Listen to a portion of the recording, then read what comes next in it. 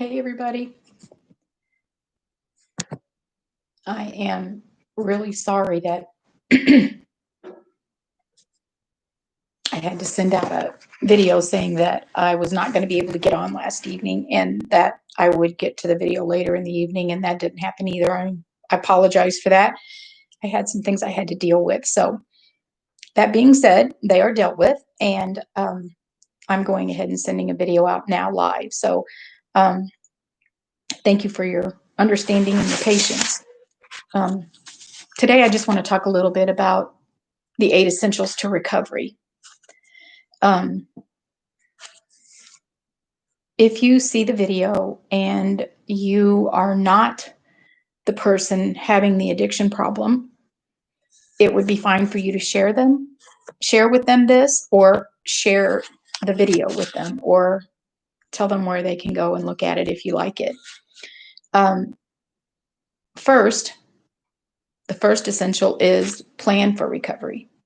You have to plan it. You can't just say, it actually has to be someone really needs to want to have recovery. That doesn't mean that it might not go exactly as you planned the first try, but you really have to want it. So the first thing you want to do is plan for recovery, because then if you plan it and you stick with the plan and you keep persevering because this is what you really want, odds are that you're going to have a better time at staying clean. But you have to have a specific plan for each day. It just has to be planned out each day, what's happening. Because if you don't do that, then your triggers are probably everywhere. And it's much harder when you don't have a plan. It's kind of like, I don't know, maneuvering a minefield without a plan. So the second thing is you need to follow the plan every day. It has to be a specific plan. You have to know what you're supposed to be doing and where you're supposed to be, whether you feel like it or not. It's kind of like having a job. It's a full-time job. Well, worth it, very much worth it.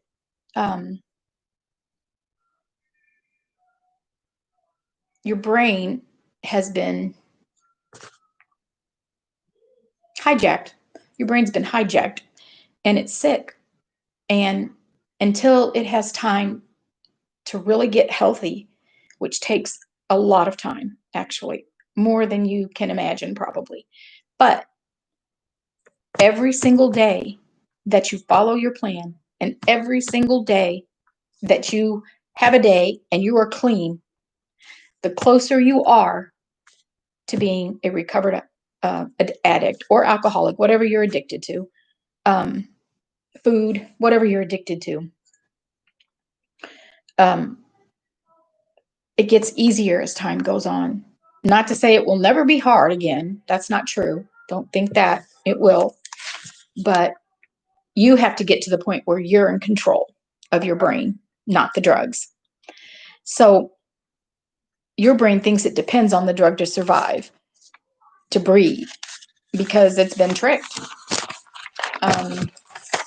It's just been tricked. It will heal. It takes time, but it will heal. So the third thing is build a support system for sobriety. So when you are triggered, you have to have a plan. You have to know how you're going to handle it if you get triggered. So, which might include AA. It could include going into a recovery program so that you don't have as many triggers in the very beginning. You have to celebrate recovery. Sponsors, get a sponsor. Usually, if you go into a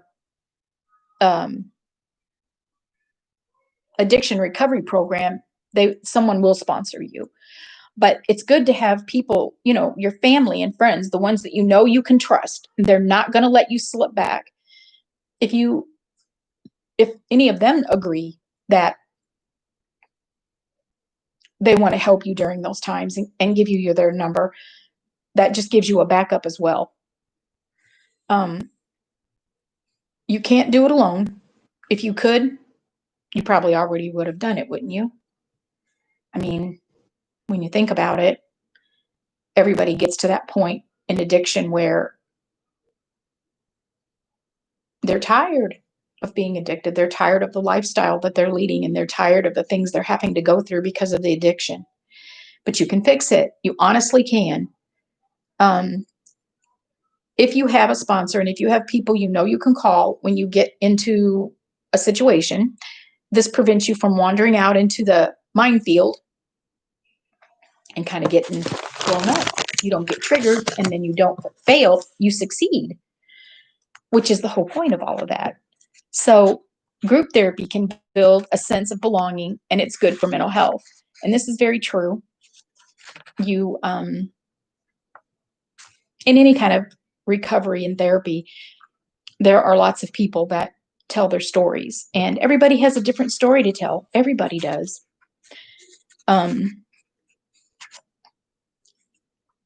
But they're wanting the same end result. And when you know that you're not alone and that you think you're a failure and nobody else knows, and you don't want to live with this anymore, you know what? Probably more people than you realize know what's going on. And I would think that anybody would want to support you in your decision to becoming clean. So you know where you should be and what you should be doing every hour so you can be successful. If you follow your plan every day, it's just like work. If you had a job, you get up at the same day, you have pretty much the same routine. You get up, you get dressed, you brush your teeth, you comb your hair, you go in, you make your lunch or eat breakfast, and you do all that. If you have things that you have at home you need, you get those things together and you go to work. And you know your job, so you just go in and do the same thing every day. You do your job, then you come home, and you usually people have the kind of same routines. I mean, some people have kids, so you got soccer practice and this and that to plan with, and so you got to organize all that, and you've got to you have dinner, you have a home to keep clean. There's a process, and adulting is very hard, and it takes practice to get good at it. Nobody just becomes an adult and voila, we're an adult and we're doing everything right. Because you can be doing it for years and not voila, everything be going great and perfect. Everybody struggles with schedules, with jobs, with kids, with appointments, with all kinds of stuff. But you get better and better at organizing and getting things done. And the whole family works together to get it all done. It's like a team. It is a team. Number 5, learn relapse prevention. Skills that are skills by identifying the triggers that produce your cravings and develop a specific strategy for each trigger. So, only the addict knows what are the things that trigger them to want to do drugs. And it's even as simple as I've done it for 15 years, 20 years, 5 years, and now your body, actually has a physical dependency on it. It's getting through that. And sometimes, depending upon what drug you're taking, you may need to spend a little bit of time in a hospital just to help you not suffer going through withdrawals. Those can be very serious and sometimes can be life-threatening. So you get into a recovery program and you share this with them, and everything can be arranged. Everything can be done to help you get through recovery safely. And without feeling quite as sick as you would if you did it on your own. And so it's probably not safe, actually, after you've been on drugs for so long, to try to do this by yourself at all. If you've just started drugs, okay, I'd still get a recovery program, and I would still get my sponsors, and I would still get people that supported me, because that's the only way you're going to be successful, and to get away from those people that you are hanging with, because they obviously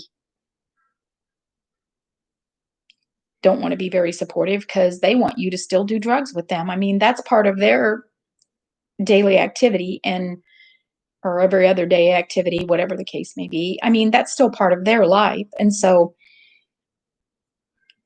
they will probably even ask, even if they know you're trying to recover from it, they'll probably even ask for you to do it with them. Oh, this one time won't hurt, or this is not going to be the end of the world, or whatever.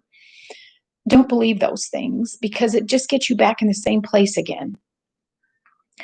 Number 6, seriously consider outpatient mental health treatment if you are struggling with depression, anxiety, boredom, anger, I don't know, mood swings, loneliness, or just feeling stressed out, at the very least. It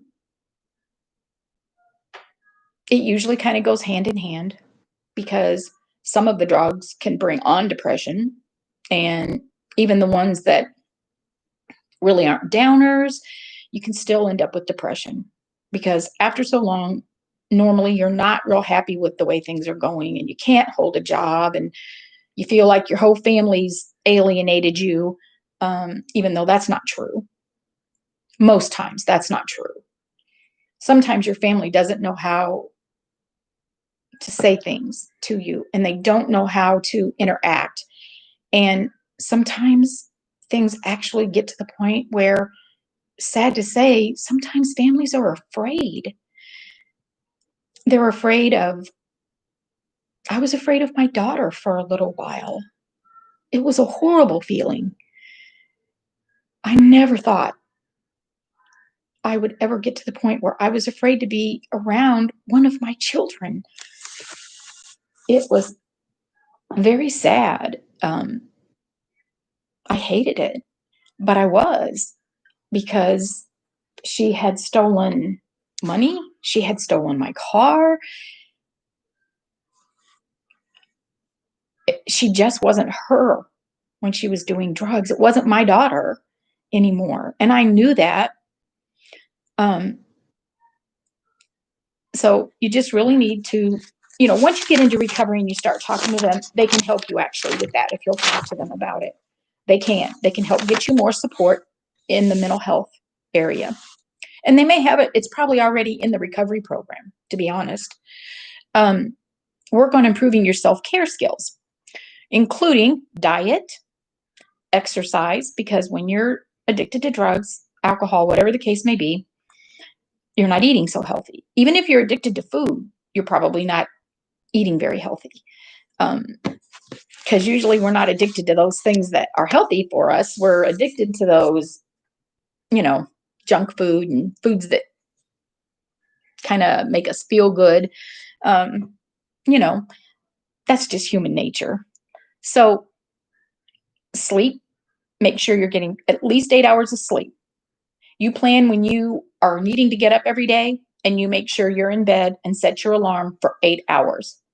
And if you're having trouble sleeping, you can talk to your recovery program, the people in your recovery program, and they will help you be able to sleep.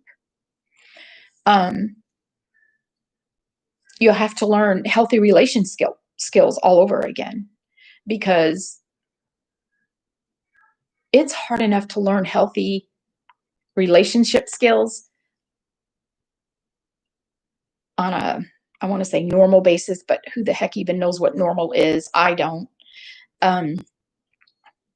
Relationship skills can be a challenge with anybody, actually. You have to learn how to do that. And it's very hard, especially if you've been an addict. It's very hard, because sometimes you're going to be very irritable.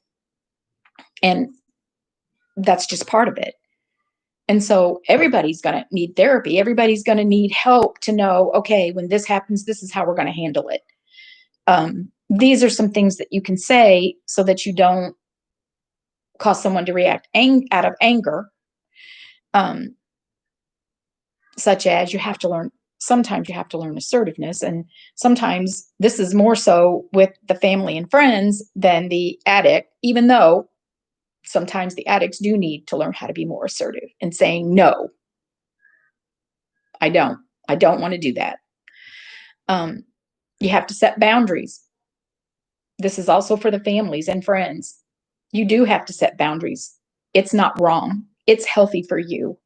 And actually, it's healthier for the person addicted, because there was a time when I had to tell my daughter, after she stole my purse, my money, credit card, my car, I just had to say, honey, you can't come and see me anymore. Not until you get help. Not until you get help. This just isn't fair. This isn't fair to me at all. And she was very angry. She called me and left messages that were horrible, horrible. Then she stopped because she did get help. And she called me in about 3 months and she said, of course, I heard about how she was doing through one of my other daughters as well, because she talked to her all the time too. But she called me and she said, Mom, I did get some help and I'm feeling much better. And I wanted you to talk with my counselor. So we set that up and that went very well. And that really got us back together again. And I was very happy. I was very sad when it ended, because she never really got to the point where she could do it again. It just gets harder and harder. And family members and friends and loved ones, they tend to blame themselves because they didn't do or say the right thing, or it's because of something they did say or do or didn't say or do. And that's not true. That's not true. It's the individual's decision. That's the addict. It's their choice, not yours. All you can do is continue to love them and encourage them and set boundaries. Set boundaries. Sometimes I don't think I set enough boundaries, but sometimes I think I set too many. That doesn't even make sense, I know, but if you've ever been through it, you understand. So, oh, and conflict resolution. This is one of the most important things. You have to know how to deal with conflict, because it's going to happen. That's impossible. It happens in normal everyday life with, you know, you and your spouse, or you and your children, or your children and you, or you and one of your child's friends, or there is conflict. Work, when you're out with friends doing sports or doing whatever you do for activities, everybody has conflict. Everybody. So that's really important to learn how to deal with that. And you kind of need help with that too, because most of us tend to say things, we don't mean to say things that upset or provoke someone, but it does, just simply because the way we say it. Sometimes when we say you, or you do this, or you don't do this, or you, rather than saying I experience this when you say or do this, it helps to all be in therapy and all learn how to do this, and it works. First year, do not start a new romantic relationship, because chances are you are going to go through something that is crazy. Someone else would think is crazy when it's really not. It's just normal that you are going through it because of what you've been through. It's perfectly normal. But sometimes it's like, whoa, I don't think I want to get involved in that. You have to make you healthy again. So the first year, don't start a new romantic relationship, because recovery is a full-time job. And I do mean full-time. They have rules and regulations. It's to protect you, and it's protect them, and it's to help you be successful. Nobody wants to see anybody addicted to drugs, and nobody wants to see any family hurting because of it. Um, and then number 8, work to develop healthy activities and hobbies to build your self-esteem. Um, give your life meaning and pursue and to fend off boredom and idle time, which can be the quickest way back to relapse. When you let yourself be idle or by yourself, not busy, like hobbies do help. Um, maybe you could find somebody to do the hobby with. Um, enjoy it. I mean, the whole premise behind all this is for you to get some normalcy back in your life. Um, so it's very important that those 8 things are dealt with. So you always have to have healthy options of things to do that will support your sobriety. You have to. I mean, you can set yourself up for failure, actually.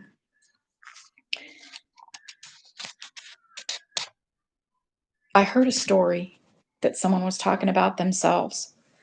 She weighed about 136 pounds at the time. And she just kept thinking to herself, I am so fat. And I'd rather be dead than this fat. Well, that's kind of silly. 136 pounds is not very much.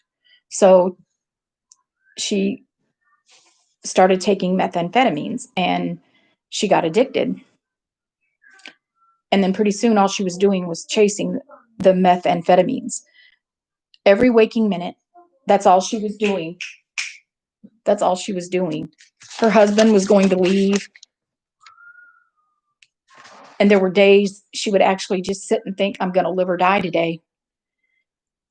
She did not want her husband to leave, but she didn't know what to do. So one day, she got so depressed and so distraught about everything that was going on. She took 20 muscle relaxers and a bottle of tequila. And I guess you know where she ended up. She ended up in the ER, of course. She knew she had to do something, she said, or she's gonna lose everything. Her husband, her children, her job. Because that also, she was on the verge of losing her job. The therapist said every program is based on faith in God. And she had had some not so great things happen in her childhood, growing up, and she was already angry at God because he didn't fix the things she asked him to fix. So she fought going into recovery because she didn't want to put her faith in God and she didn't want to give any control to God. However, she was angry, and pretty soon, after reading some of the literature she was giving and talking to some other people and actually going, she finally said she was willing to turn things back over to God. And she trusted God, and she realized he was her creator. He was the creator of everything. So, of course, he could help. He could help her to have a successful recovery and a better life and a different heart. And of course, the story ends very well. She said she really did. She did it successfully. So now her job is fine. Her and her husband are doing great. Her kids are doing wonderful. She's very happy in her life now. But it was very sad to hear her talk about all the things that she had to go through. Some people don't have all that to lose, but still, losing your family, losing yourself is enough. Nobody wants to lose their self. Um, I really just think that, well, there was something I wanted to talk to you guys about, but I don't know that I have it here with me, actually. Yeah, I don't know that I have it here with me. I'll look here. I hope this stuff helps. And if you could go back and look at some of my earlier videos, in the comments section, I actually did put some numbers where you could call to figure out the best recovery program for you. That's all they do. They're open 24/7. They don't care if you're sober or not. You can be high as a kite. They just want to help. They just want to help you be successful. So I guess I don't have the thing I wanted to kind of run over with you real quick. But so I do want to end with a prayer again, though, for everybody. I want everybody to have a really good week and just give some consideration to some of the things I talked about. And if you have questions, just leave comments, email me. My email address would be addictiontookmydaughter@gmail.com. And the YouTube channel is called Addiction Took My Daughter. If you put that in the search bar in YouTube, you will find the channel. It's got that little thumbnail of my daughter, Lisa. So let's just bow our heads, and I'll say a little prayer real quick. God, thank you that nothing we struggle with is impossible for you to overcome. This season is especially hard for our brothers and sisters battling addiction. Help them to realize that their struggles do not define their identity or their worth. They are your children, called by your name and set apart for your purposes. Show them that their chains have been broken and they can embrace a fullness of life. Give them the strength to fight back when they feel overwhelmed, and place people in their lives to support them. Protect them, shield them from temptation, and deliver them from evil. In Jesus' name, amen. I hope all of you have a very good rest of your week. And like I said, leave me a comment. Leave me a comment, even if you just want to tell me how I could do something a little bit better, a little bit different. I'm trying to learn. I'm still just working 2 days a week, but boy, it's enough to kind of mess up my schedule. And I'm also learning a little from YouTube too, trying to figure out how to maneuver some of this stuff and hopefully do things a little bit better. Anyway, everybody have a great week, and God bless.